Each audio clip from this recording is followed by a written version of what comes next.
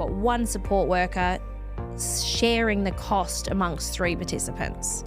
And so if you have one in a house, unless they're one-on-one funded, then you have a loss. At 2 participants, are you breaking even, and 3, you're making money?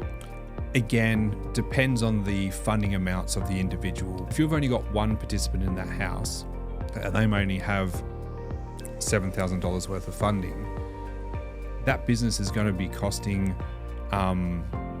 roughly about $1,500 to $2,000 of bottom line money in support they're delivering for that cannot be claimed.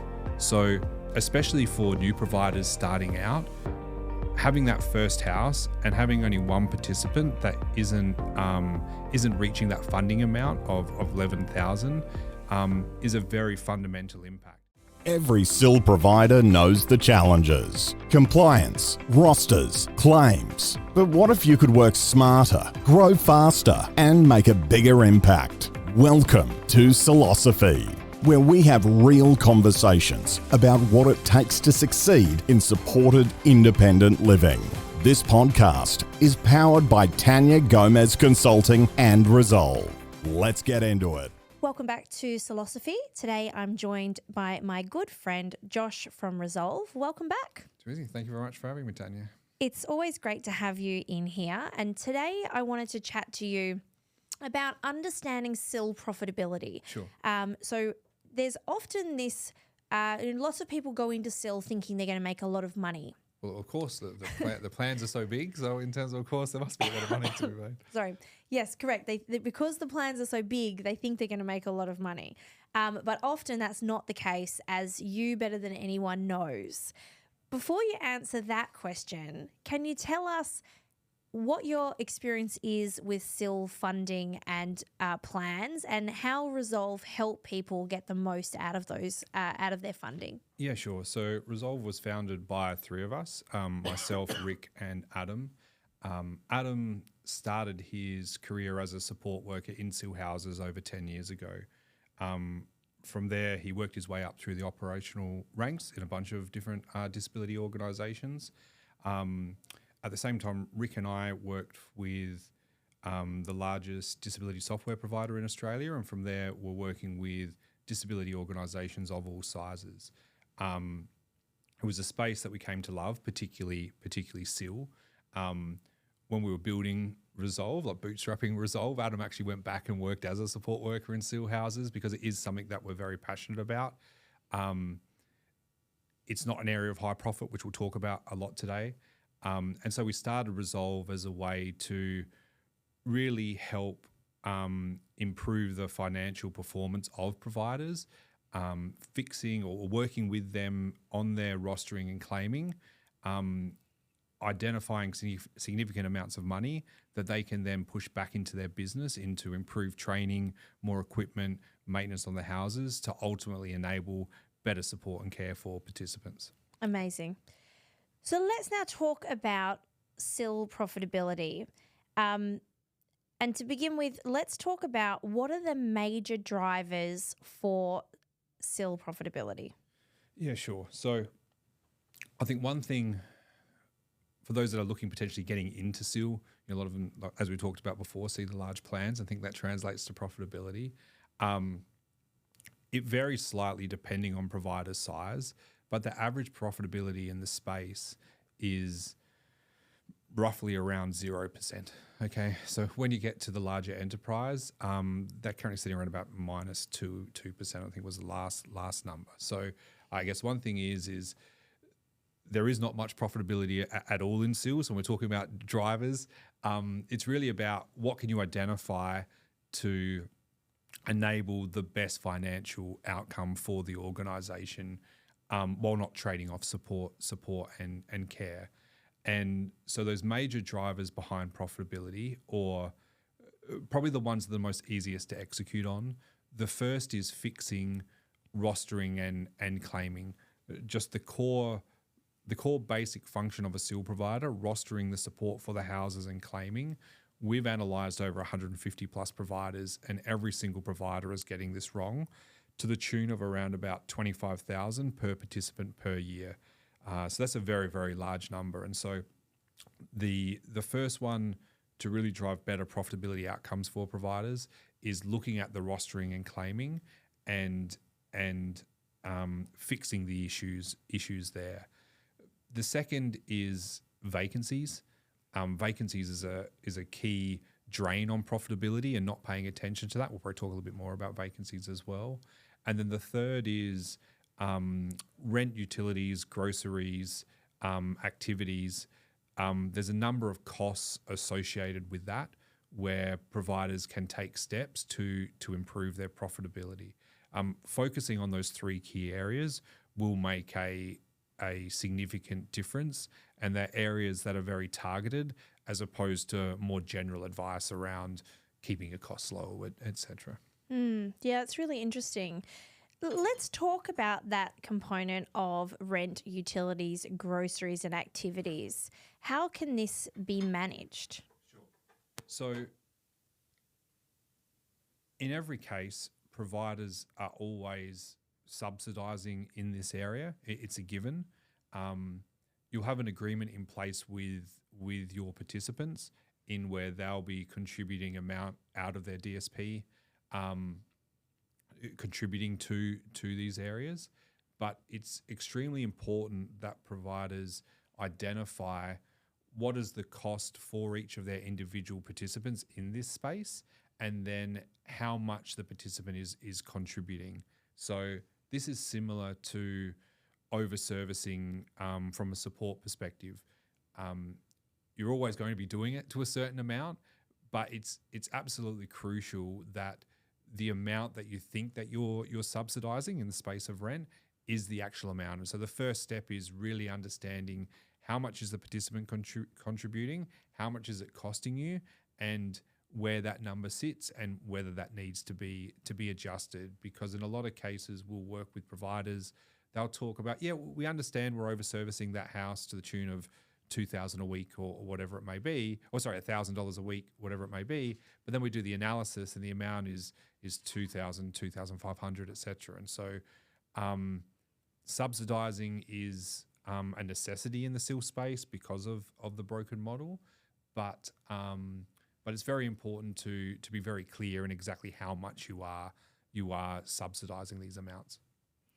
So I'm not a financial person, so this might sound like a really stupid question, but what you're saying there is the rent, the utilities, the groceries, the activities, that the provider will be supplementing those costs because the DSP that is covering the rent, there will be a gap. Yes. And so they need to figure out what that gap is. Yep. And just understanding what that amount is and having a lot of clarity. You're going to be subsidising, but understanding what that amount is and making sure that your business is able to sustain that level of difference is absolutely essential.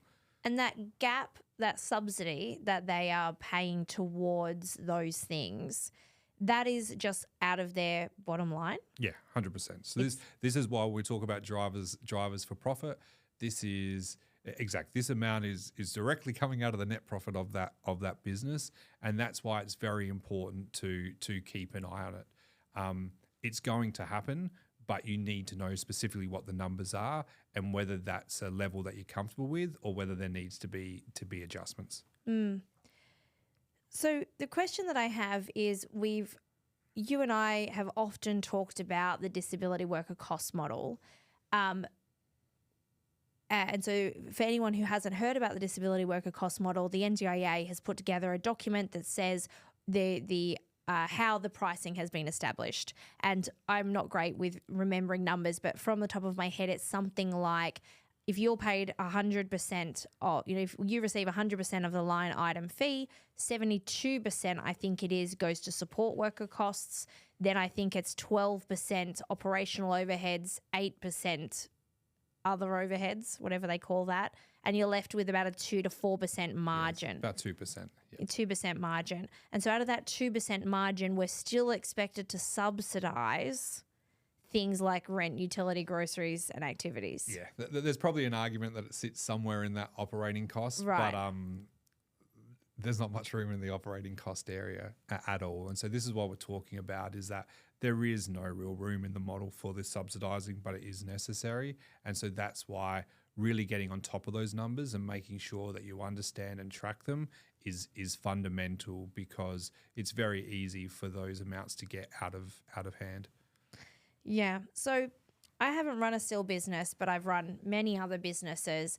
And for me, if I really needed to track those finances and make sure I knew what my liabilities were, because that's what we're talking about. It's a liability, these contributions or the gap. I would want a really clear set of chart of accounts and have a lot of financial transparency and financial reports to be able to guide my decision making better. What are some of the key financial reports that you think a SIL provider really needs to have? Yeah, sure. So it really comes down to two basics.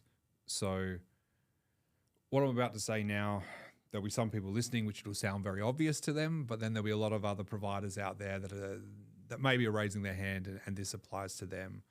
What we've found is that a overwhelming number of providers don't have even the basic financial reports in place. So I'm talking about here a monthly P&L and a cash flow statement, as well as vacancies, which we might touch on in a moment. But just having that profit and loss that you're looking at every month and understanding the story that it's telling you, and having a weekly cash flow report that you're looking at to understand the cash flowing within your business is absolutely essential. And so if there's any providers listening to this and they're looking at their own business and saying, well, I don't really have that, you're definitely not alone. And I strongly encourage them to have a conversation, because we can definitely put them in touch with a number of different people and also help them directly. Like in a lot of cases, we'll help providers creating budgets, etc., for their business. The budget obviously being the third piece of the puzzle there. But it really just comes down just to the basics: a monthly P&L, weekly cash flow, and then a budget for your costs is the first step. From there, you then want to have the more detailed analysis around the rent, utilities, etc. costs. And then the other part, which is perhaps even more important than the subsidizing of rent, is vacancies. So after rostering and claiming, you have the vacancy issue within the organization, but this is a number that you need to be looking at every single week. You need to make sure that you have a vacancy report within your organization. You know what that cost is, and that you're developing an action plan for each of those vacancies, because that is the number after rostering and claiming that is going to hurt your business more than anything else. Right. That's very interesting. So you're saying most providers don't have these simple financial documents in place. Yeah. And obviously they can reach out to you and get some help with this, and they could speak to an accountant. Is there anything else from a starting point perspective that a provider's that's just starting to think about, this idea of profitability, this idea of, I would assume that someone who's listening to this, if they saw the name come up on social media, one might be looking to go into SIL, or secondly, they might be going, hang on a second, I've been running this SIL homes, I'm not actually making money, but I don't know why. What's your best tips for either people looking to go into SIL or the people who have just figured out they're not actually making money? Yeah, sure. So the two areas which I'd focus on is rostering and claiming and vacancies. How confident are you that those processes are running correctly? If you're looking at your profitability and you're not too sure why the number is what it is, I can tell you that it's almost always going to be on the rostering and claiming side.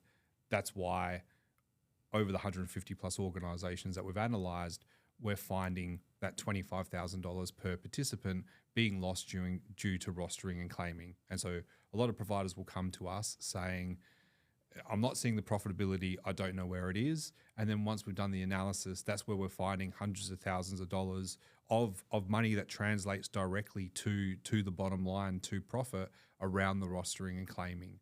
Once you've taken that step with rostering and claiming, the second part is then really understanding your vacancy costs and having an action plan. But what underpins all of this is having just a very simple profit and loss statement in place, a budget and a cash flow. Yeah, okay. When you talk about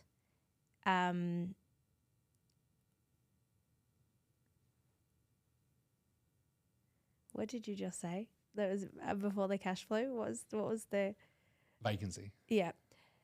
So when you talk about vacancy, how directly does a vacancy impact the profitability? Yes. So for a house to provide a full-time support worker, so a support worker in the house to be providing 24/7 support, the cost roughly from a funding perspective is about $11,000, give or take.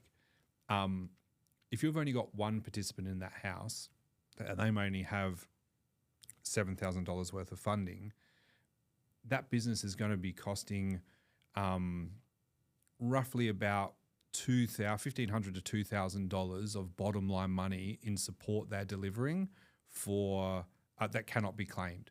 So especially for new providers starting out, having that first house and having only one participant that isn't reaching that funding amount of $11,000 is a very fundamental impact. And this is true for all the houses within the SIL space. It is a massive cost to the business, and it's directly to the profitability, because you need to make sure that you've got at least one support worker there in the house, and having that where there's not funding can massively hurt businesses, especially for new providers with their first and second house. Yeah. Okay. So if you have one house with one participant, you're losing money. If that participant does not have a plan large enough, that's providing around about $11,000 worth of funding a week. So, and that's the majority of participants. So, it's absolutely essential that when you're when you're looking at your first house, you're looking at that $11,000 number, and then you're looking at the participants' funding and understanding that the difference in there is going to be a vacancy cost right from the very beginning. Yeah. So that $11,000 is made up of 24 hours of support 7 days a week. Correct. Right. So if you get the 7 days a week of 24 hours support, and if the participant doesn't have $11,000, then you're going to be losing money. Correct. And the reason for that is the model is broken down into ratios, right? So usually it's a ratio of one support worker to 3 SIL participants, and that allows each SIL participant to pay for 8 hours each, being 3 8 hours and 24 hours. And therefore, you've got one support worker sharing the cost amongst 3 participants. And so if you have one in a house, unless they're one-on-one funded, Correct. then you have a loss. At 2 participants, are you breaking even, and 3 you're making money? Again, depends on the funding amounts of the individual participants. So that's what it really comes down to is, and this extends even once you sort of cross that 11,000 threshold, or you're looking at more support workers in the house. It really just comes down to that alignment between the funding and the roster cost.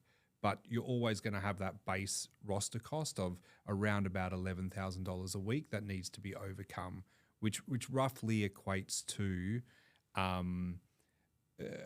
again, being loose with numbers here, but we're talking about $600,000 plus of overall funding that's required to support the costs of a single support worker providing 24/7. But again, really comes down to that alignment between the funding of the participant and the roster cost. When you can't meet that, that's a vacancy, and that's going to directly cost you money. Do you have any ideas or analysis around the percentages of vacancies, averages? Not for us in terms of I think the industry average sits at around about 10 to 12% is roughly what you're looking at. In most providers are going to be sitting at a number similar to that at a different size, but it varies a lot depending on the size of the provider. Yeah, of course. Right. So I've learned a lot today. For someone who is not very financial, this has been really interesting for me to understand in more detail the actual drivers of profit for SIL. So we've talked about the drivers. We've talked about the frequency of reviews. We've talked about looking or managing the rent, utilities, groceries, and activities budgets. We've talked about financial reports and getting those in order from the beginning, understanding your numbers, what the rate of vacancy is, or like what the impact of vacancy is rather. Is there anything else you think is really important for SIL providers to know when it comes to SIL profitability? I think it's understanding that it's fundamentally important. It's very easy to, for other parts of the business to take priority. However, profitability is something that you need to think about. Profitability is almost a bad word in this industry, but we have to remember profitability is not a villain in a black mask with a bag with dollar signs running away. In terms of profitability is about fixing maintenance issues in houses. It's about making sure that support workers are getting the necessary training. It's about profitability directly translates ultimately into better support and care for participants and better outcomes, which is what we're all here for. So the number one thing opposed for separate from everything we've been talking about is make it a priority. Profitability is fundamentally important to the support and care that you're giving to the participant. So give it the necessary attention because it's ultimately going to translate into better outcomes for the people that you care about. Yeah, really well said. If there's anyone listening today who wants to get in touch with Resolv to learn more about what they do, how can they get in touch? Yeah, sure. The website is always the best way to get in touch with us. We're here fundamentally to make lives easier for providers. So by all means, I encourage everyone to take the time, reach out and have a conversation with us. We spend a lot of time providing advice and guidance to providers. There's not a cost associated with what we do. Our core business function is around rostering and claiming, but we spend a lot of time providing guidance to providers on a whole range of issues. So for anyone listening that's not too sure about profitability or some of the things that we've talked about, please take the time, have a conversation with us. We're more than happy and we're here to help. Wonderful. Now, lastly, as our major sponsor for our SIL Summits and our SILosophy podcast, you will be at our SIL Summits that are happening in Sydney, Melbourne, Brisbane, Adelaide, Perth, and then a grand finale in the Gold Coast. What will you be talking about? Just trying to spread the word to providers that within your organisation now, there is likely hundreds of thousands of dollars that is right there within your organisation around rostering and claiming that can be unlocked and put back into the organisation for those outcomes that we're talking about. Why should someone come to the SIL Summit? Yeah, I think everyone in SIL is having trouble. It's not an easy space. People are working incredibly hard. SIL Summit's a great opportunity to meet like-minded people, understand that you're not alone. I think that's very, very important, but also being able to share and collaborate information. We find that when providers get together and can share their experiences and what has worked for them, it will only deliver better outcomes for the entire industry. Wonderful. Thanks so much for joining me today. No worries. Thank you very much, Tania. That's a wrap on this episode of SILosophy. If this resonated with you, take a second to subscribe and share it with someone in the SIL space who really needs to hear this. Don't forget to connect with Tania Gomez Consulting on LinkedIn, Instagram, and Facebook for more resources, conversations, and support to help you grow your impact. Thanks for listening. Until next time, keep making a difference.